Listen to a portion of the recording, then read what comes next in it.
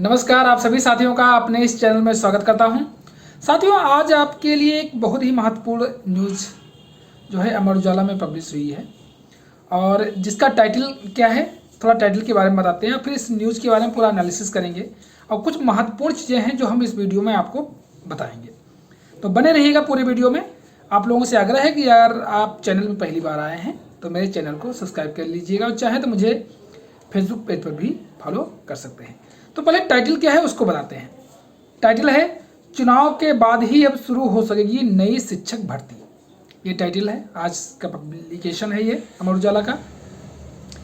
अब इसके अंदर क्या लिखा है वो आपको पढ़ के सुनाते हैं, फिर उसका एनालिसिस करते हैं और आपको उसका कंक्लूजन बताएंगे कि क्या है न्यूज़, सच्चाई क्या है, कब तक एग्जाम होने की संभावना इसमें इस न्यूज़ में बताया गया है और मेरा प्रेडिक्शन क्या चल रहा है। जो हमने बताया है प्रेडिक्शन अभी तक जितने लगाए हैं उसी के अनुसार वैसी ही न्यूज़ है, समझ लीजिए। क्या न्यूज़ है पहले इसको बताते हैं। लिखा है ऊपर जो टाइटल के बाद नीचे एक सब टाइटल लिखा है, उसमें लिखा है नए शिक्षा चयन आयोग के गठन के इंतजार में बीत गए 1.5 साल। तो ये तो बात क्या सही है, हम लोग काफ़ी समय से इसका इंतजार कर रहे हैं कि नया शिक्षा आयोग बन जाए, जिसके पश्चात आगे की भर्ती प्रक्रिया और परीक्षाएं कराई जाएं, टीजीटी पीजीटी और हायर की भी। तो आज दोनों के बारे में हम बात करेंगे अच्छे से। इसमें लिखा हुआ है नए शिक्षा सेवा चयन आयोग का गठन अब तक नहीं हो सका, जबकि इसी माह लोकसभा चुनाव की अधिसूचना जारी होने वाली है। क्या कहने का मतलब है, अधिसूचना इसी माह जारी हो जाएगी और अभी तक नए शिक्षा सेवा चयन आयोग का गठन नहीं हो सका है। फिलहाल इसकी अधिसूचना से कोई लेना देना है नहीं, अधिसूचना जारी भी हो जाएगी तब भी गठन हो जाएगा। कारण यह है कि ये विज्ञापन गठन का संबंधित मामला पहले से ही चल रहा है, तो ऐसा कोई प्रभाव नहीं पड़ेगा। अधिसूचना जारी होने वाली है, ऐसे में आयोग के माध्यम से कोई नई भर्ती चुनाव के बाद ही शुरू होने की उम्मीद है। कोई नई भर्ती तो चुनाव के पहले या चुनाव ड्यूरेशन में अब तो नहीं हो पाएगी, इसके बाद ही कोई नई भर्ती होगी। उम्मीद है बेसिक से लेकर उच्च शिक्षा तक की शिक्षक भर्ती इसी आयोग के माध्यम से होनी है। अब इसी आयोग के माध्यम से निम्न से लगाकर यानी प्राइमरी से लगाकर के समझ लीजिए कि अपर तक की भर्ती यही आयोग करेगा। नए आयोग के अध्यक्ष व सदस्यों की नियुक्ति के लिए आवेदनों की स्क्रीनिंग प्रक्रिया पूरी हो चुकी है, जो कि हम पहले भी वीडियो में आपको बताए हैं। स्क्रीनिंग काम मुख्य सचिव जी ने पूरा कर लिया है और उसको अब मुख्यमंत्री जी के पास अप्रूवल के लिए भेजा गया है और उसके पश्चात वो राज्यपाल जी के पास भेजा जाएगा फाइनल अप्रूवल के लिए। फिर क्या है, अब आगे देखिए। नए आयोग के अध्यक्ष व सदस्यों की नियुक्ति के लिए आवेदनों की स्क्रीनिंग प्रक्रिया पूरी हो चुकी है, अब इसकी नियुक्ति का इंतजार है। नए आयोग के गठन के बाद पुरानी लंबित पड़ी भर्ती परीक्षाएं शुरू कराई जा सकेंगी।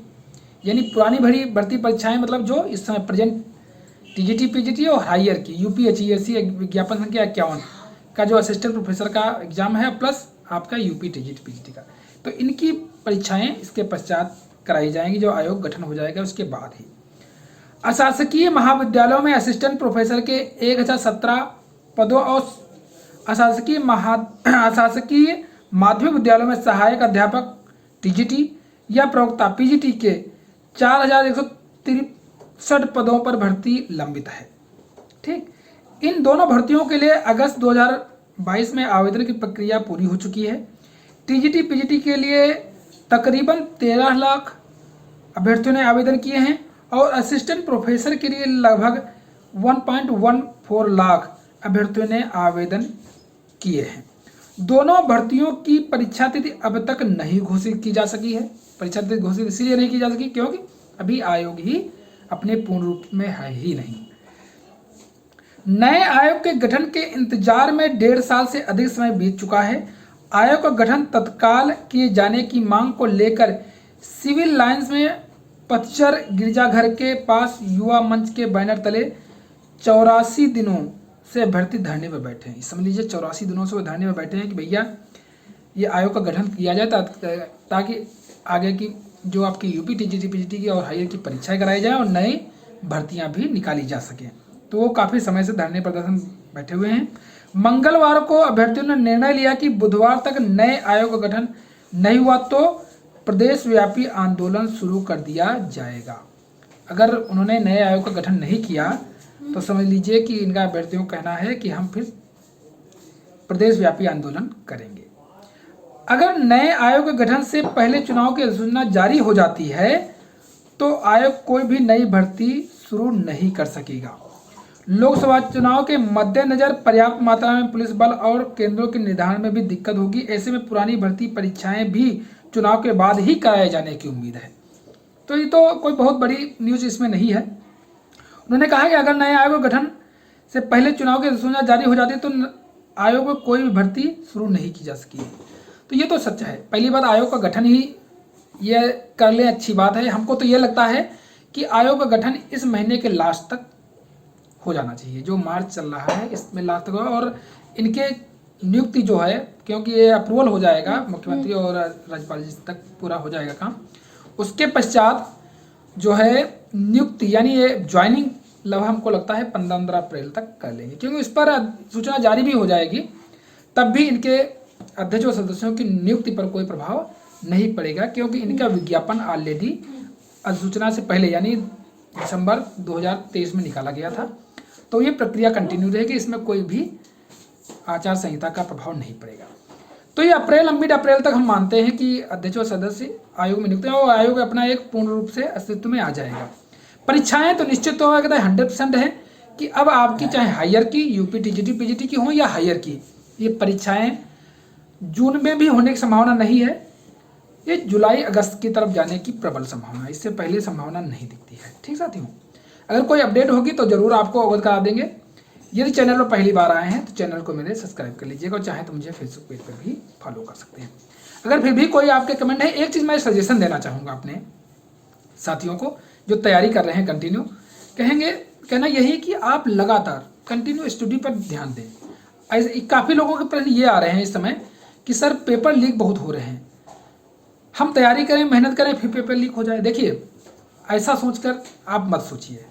ठीक, संभावना भविष्य में कुछ भी हो सकती है, हम कुछ कह नहीं सकते, लेकिन आप ये सोचकर न चलिए कि पेपर लीक हो जाएगा तो मेरी मेहनत विफल हो जाएगी। पेपर लीक अगर होगा तो उसे कैंसिल किया जाएगा, दोबारा कराया जाएगा। ठीक, निष्पक्षता रहेगी, ऐसी कोई बात नहीं, परीक्षा निष्पक्ष रूप से कराई जाती है। प्रशासन पर दबाव जरूर है, कई परीक्षाएं कैंसिल हुई हैं तो इसका दबाव उन पर आएगा। इसका मतलब है कि आगे की परीक्षाएं बहुत टाइटली होंगी और उन पर सख्त कार्रवाई अगर प्रशासन कर देता है तो एक सबक जाएगा, लीक करने वाले भी थोड़ा डरेंगे। तो आप ये सोचकर न चलिए कि लीक हो जाएगा तो हमारी तैयारी कैसी होगी।